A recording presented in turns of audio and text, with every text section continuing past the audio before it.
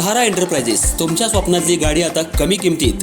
इचलकरंजी शहरालगत असलेल्या कबनूर चंदूर रोडवर कोन्नूर पार्कमधल्या सहारा एंटरप्राइजेस इथं पश्चिम महाराष्ट्रातली विविध बँका आणि फायनान्स कंपन्यांनी जप्त केलेल्या जुन्या दुचाकी आणि चारचाकी गाड्यांची विक्री केली जाते. शोरूम किमतीपेक्षा 25 ते 50% कमी दरात, उत्तम स्थितीत आणि संपूर्ण कागदपत्रांसह त्वरित डिलिव्हरी. दुचाकी 20,000 पासून पुढं तर चारचाकी 50,000 पुढं. आपल्या पसंतीची कार किंवा बाईक आता अगदी परवडणाऱ्या दरात घेऊन जा. विश्वास, पारदर्शक व्यवहार आणि उत्तम सेवा हेच आमचं वैशिष्ट्य. पत्ता Konnur park, Kabnur Chandur road, Ichalkaranji. Proprietor Rajubhai Ajgar. संपर्क 8055810910 आणि 9860785786. सहारा एंटरप्राइजेस, दर्जा, विश्वास आणि बचत यांचं परिपूर्ण ठिकाण.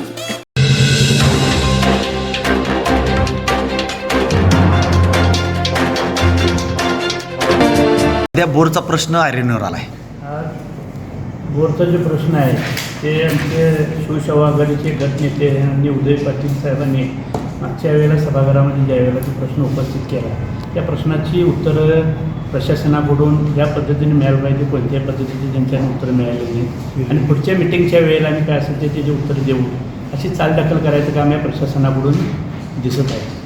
आज जर बोर म्हटले तर टोटल 207 ठिकाणी जे मारलेले आहेत, त्या 207 ठिकाणच्या बोरचा जर टोटल जो खर्च बघितला असा तर मगाशीच उदय पाटील साहेबांनी ज्या वेळेला मागच्या वेळेला सभागृहामध्ये ज्या वेळेला तो विषय आला त्यावेळेला पूर्ण ज्या ज्या कंपनीकडून ते ऑर्डर घेतलेले जातात की चांगल्या कंपनीकडून कोटेशन ज्या वेळेला मागून घेतलं GST सहित, त्यावेळेला त्याचा टोटल खर्च जर बघितला असता तर ते 60-70 हजारच्या वर जाऊ शकत नाही किती जरी झालं तरी. पण त्याचा खर्च जर 1,64,000 जर दाखवत असतील तर एका बोरच्या मागं जर म्हणायला गेलं तर किमान 90,000च्या आसपास त्यांनी एका बोरला जरी जादा एस्टिमेट करत असतील तर इतका हा पैसा जातो आहे कुठं?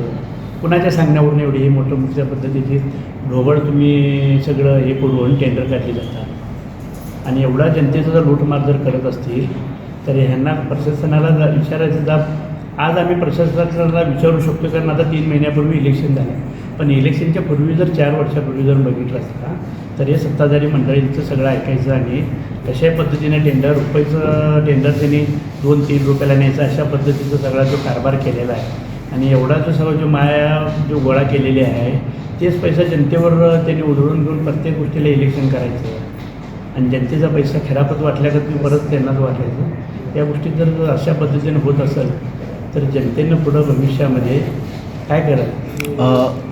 महानगरपालिकेच्या माध्यमातून जरी ती सोडत असेल तर आज मला वाटतं 3 ते 3.25 वर्षापूर्वी आम्ही देखील स्वतः स्वखर्चानं बोर मारलेली होती आणि त्यावेळेला आम्ही नगरपालिकेला पत्रव्यवहार केलेला की आम्हाला लाईट कनेक्शन त्यावेळेला मिळावं. पण लाईट कनेक्शन त्यावेळेला 3.25 वर्ष झालं आम्हाला आजपर्यंत मिळालेलं नाही.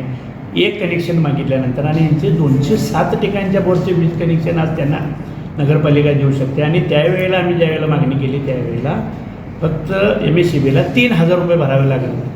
पण त्यांनी 3,000 रुपये त्यांची भरायची ऐपत नव्हती काय महानगरपालिकेची महानगरपालिकेला त्यावेळेला त्यांनी दिलेलं नाही आणि आज 207 ठिकाणच्या याला 10,000 रुपयाप्रमाणे त्यांनी पैसे भरायला तयार आहेत.